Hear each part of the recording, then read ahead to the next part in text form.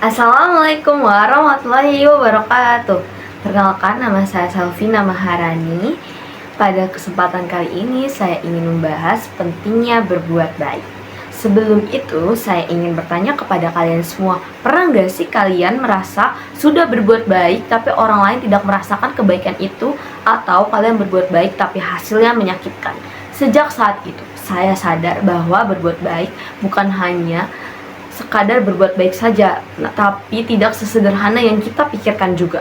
Nah, berbuat baik itu adalah melakukan sesuatu dengan niat yang tulus, cara yang tepat, dan juga memberikan dampak positif kepada orang lain. Berbuat baik itu jika kita analogikan seperti memasak sebuah makanan. Bahan-bahannya itu seperti niat berbuat baik. Bahan-bahannya harus berkualitas ketika membuat makanan. Ketika berbuat baik, niatnya harus tulus, tidak terpaksa, dan juga tidak hanya sekadar untuk dipandang sebagai orang baik.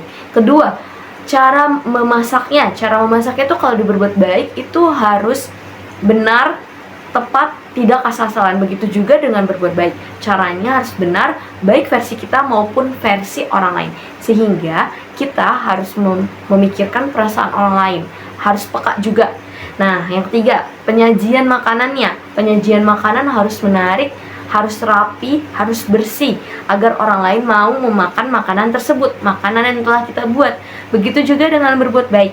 Berbuat baik itu cara penyampaiannya harus tepat, harus sopan, penuh empati, agar orang lain dapat merasakan kebaikan yang telah kita bagikan.